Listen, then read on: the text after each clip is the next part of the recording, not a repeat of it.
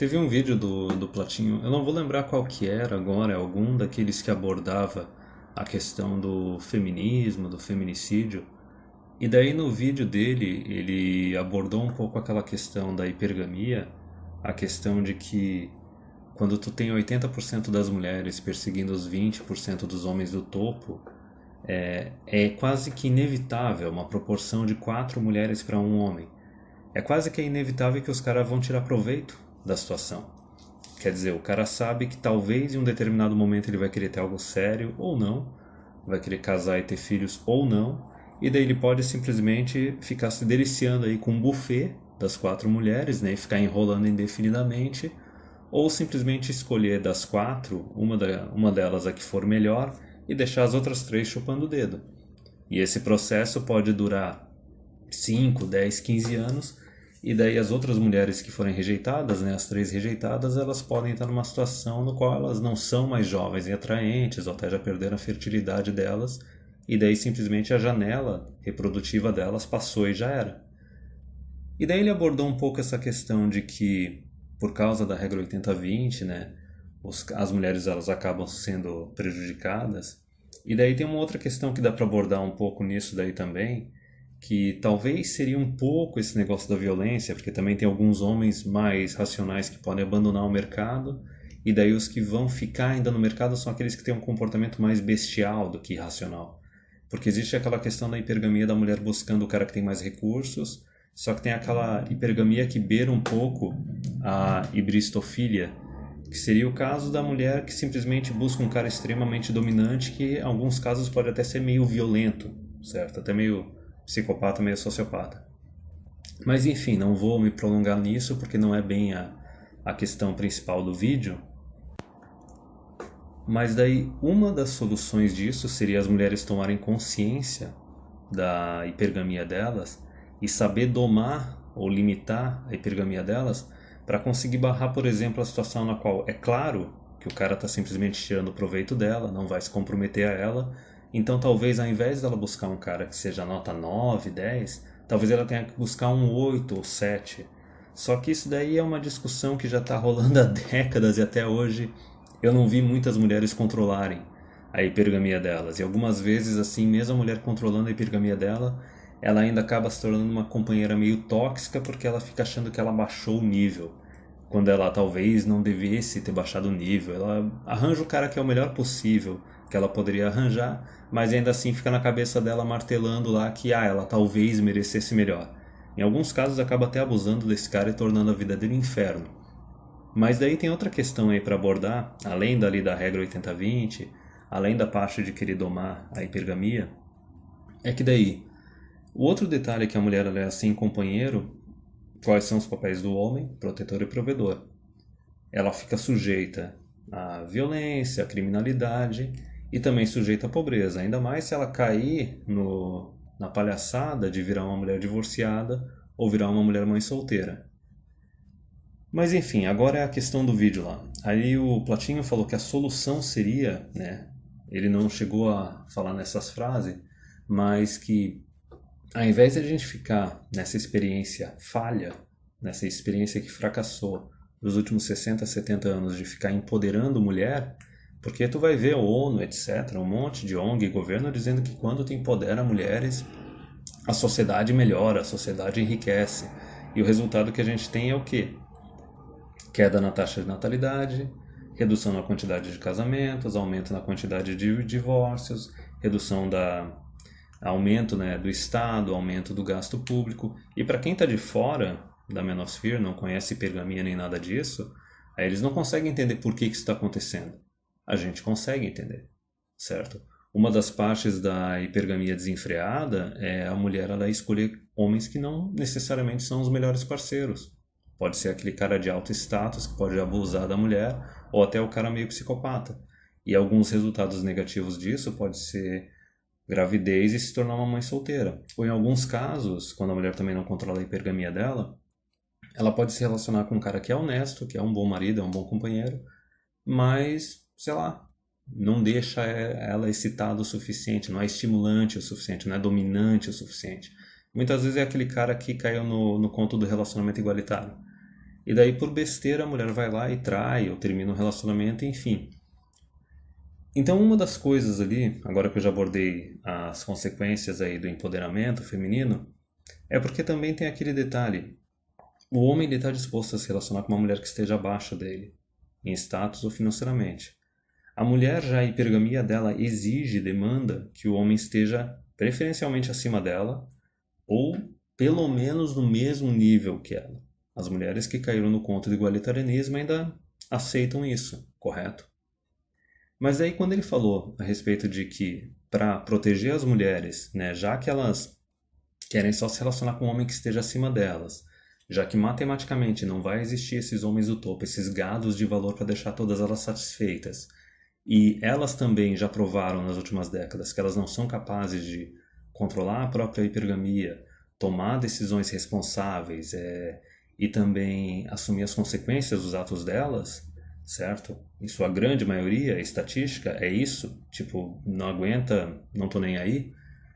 Então talvez a solução lá que o Platinho abordou era o seguinte, né? Então a gente tem que ter um empoderamento dos homens para garantir uma situação melhor para as mulheres, certo? Que basicamente uma das causas aí do feminicídio, etc., das mulheres sofrendo aí com pobreza e criminalidade e violência, seria o próprio empoderamento feminino que faz com que elas acabem não se comprometendo e muitas vezes também não fiquem nos relacionamentos sérios, nos casamentos, certo? Acabam puxando o pino da granada e destruindo a família.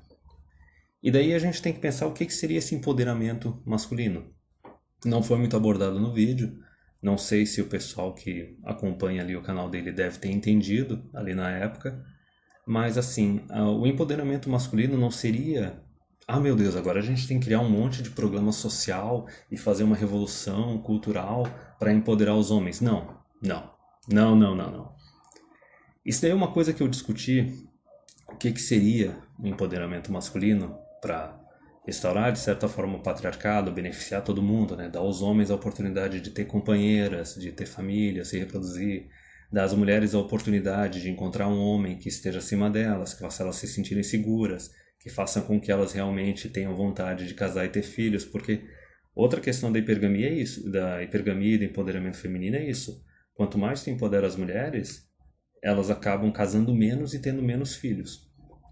Então a solução desse empoderamento masculino, que é uma coisa que eu discuti lá no primeira live que eu fiz lá com a Hernani há muito tempo, era o seguinte, é simplesmente tu acabar com o estado de bem-estar social, tudo quanto é tipo de assistencialismo. Resumindo, se a mulher quiser recursos, ela vai ter que ir atrás de um parceiro, não atrás do governo.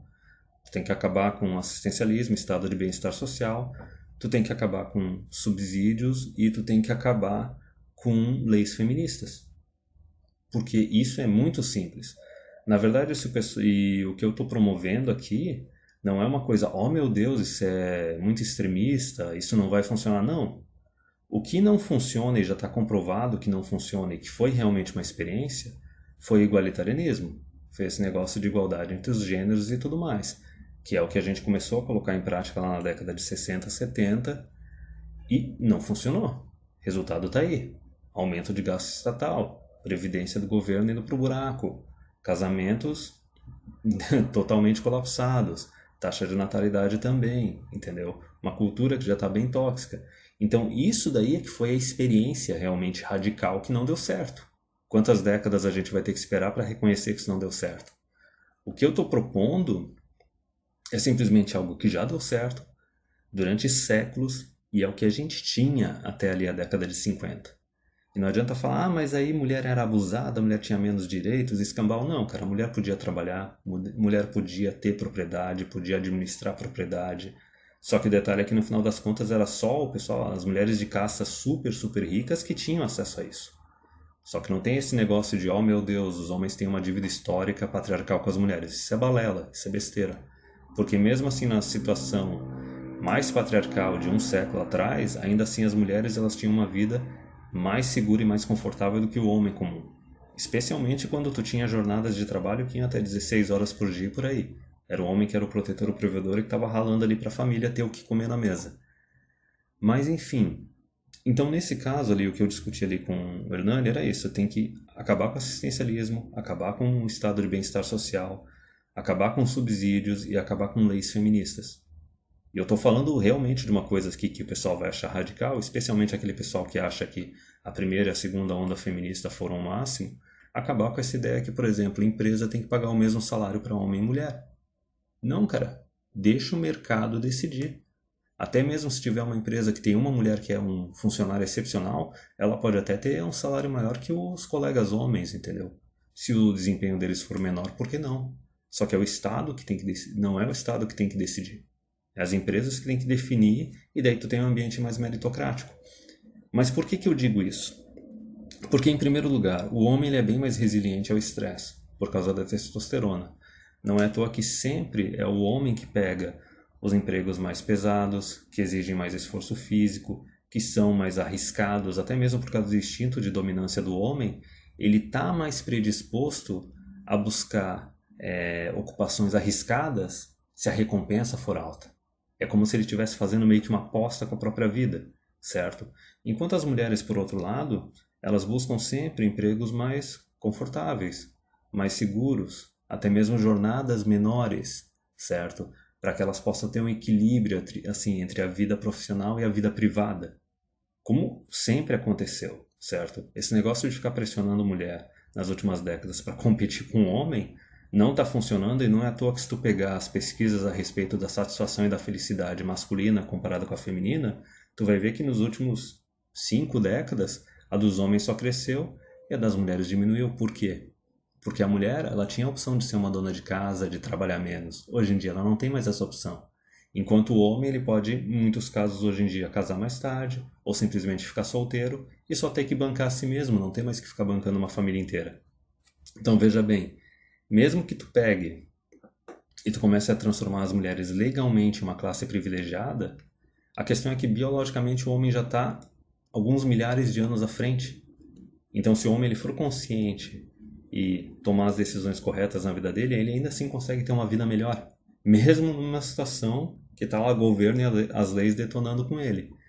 Mas enfim, então basicamente para tu empoderar os homens, tu só precisa acabar com leis feministas, certo? E eu não estou falando só de terceira e quarta onda, eu estou falando de terceira, quarta, primeira e segunda onda, certo? Até mesmo, que nem eu já falei aqui no canal, tu pode dar um direito de voto para as mulheres que são independentes e pagam imposto de renda, mas quem não paga imposto de renda não tem que votar, seja homem ou seja mulher. Isso seria eliminar ali a primeira onda.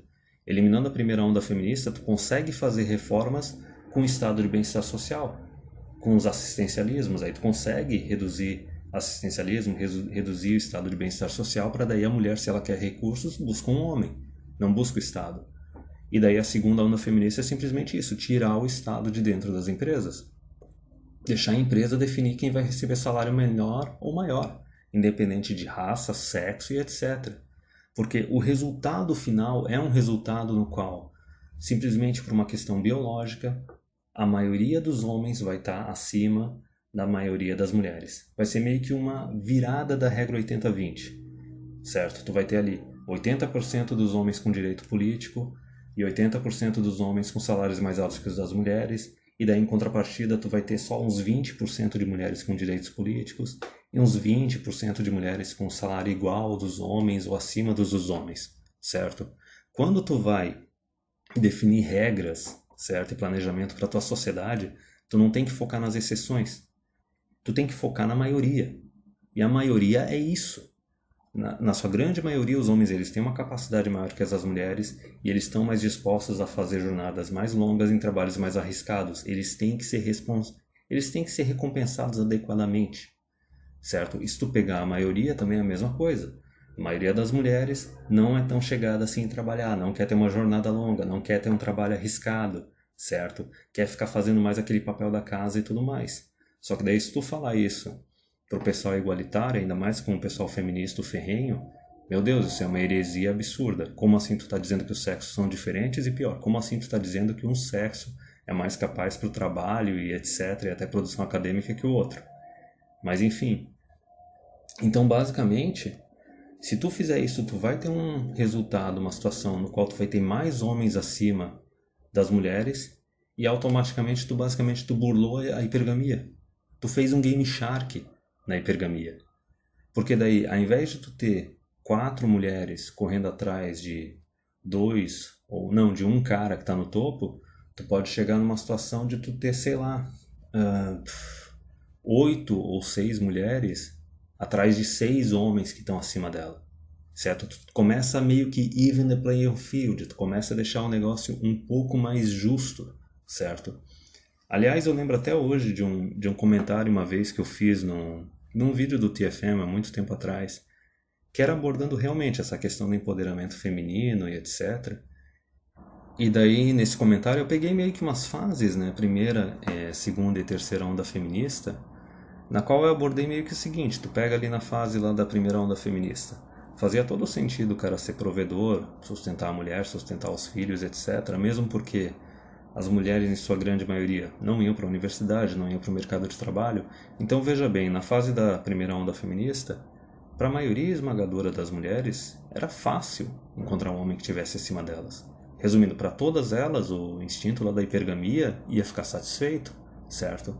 E o homem, por causa dessa não entrada de mulher no mercado de trabalho e também nas universidades, ele tinha meio que uma reserva de mercado para emprego para ele.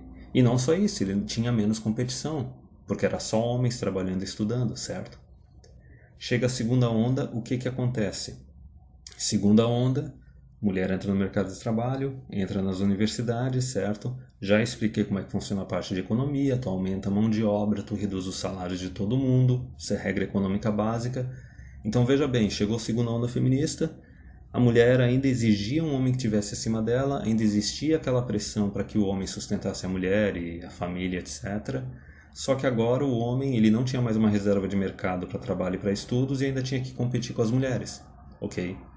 E daí chegando, por exemplo, em terceira onda feminista, uma coisa que não chegou a acontecer aqui no Brasil, mas aconteceu na Europa, nos Estados Unidos, que começar até a colocar cota para a mulher em universidade e no mercado de trabalho, no setor privado, aí veja bem como é que ficou a partir da terceira onda.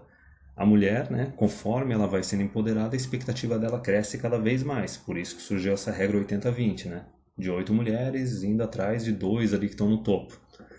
Chega mais ou menos nessa proporção. Então, quando chega na fase da terceira onda feminista, as mulheres estão mais exigentes ainda e frustradas porque elas não conseguem satisfazer a hipergamia delas tão facilmente quanto as mães e as avós delas conseguiam, certo? Os homens continuam tendo que competir com mulher por vagas e oportunidades de trabalho e de estudo, certo? E não só isso, o governo ainda está usando dinheiro público, né, recursos públicos, para ainda dar reserva de mercado para trabalho e estudo para as mulheres, certo? Então aí tu vê a avalanche desastrosa que chegou aí na terceira e quarta onda feminista. Então, de forma resumida, o negócio é basicamente isso, cara. É simplesmente tu tem que pegar e não é empoderar os homens, é simplesmente criar programas sociais, fazer uma mudança cultural para empoderar os homens, certo? Para levantar os homens. Não.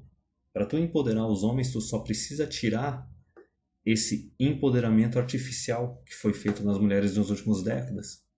E simplesmente as mulheres elas foram elevadas ao mesmo nível que o homem artificialmente, usando recurso público, certo? Usando lei, usando canetaço. E a gente já viu a quantidade de resultado negativo que isso ocorreu na sociedade. Porque o feminismo ele se alimenta de dinheiro público, ele necessita do governo. Sem dinheiro público, sem governo, não existe feminismo. A mulher chega naquela situação natural que se ela quiser recursos e ela não quiser ter que conseguir esses recursos sozinhas, ela vai ter que ir atrás de um homem. Homens e mulheres se encontram, beleza, surgem famílias e surgem filhos. Então basicamente é isso. Para tu empoderar homem, tu só precisa tirar o empoderamento artificial feito com recursos públicos das mulheres, que simplesmente tudo chega na ordem natural. Basicamente esse é até um vídeo assim lá do primeiro ano do canal que eu coloquei, que era que se tu quer acabar com o feminismo, tu só precisa reduzir o Estado. É simples. Esse é o empoderamento masculino. Porque na verdade, o que o feminismo faz ali junto com o Estado?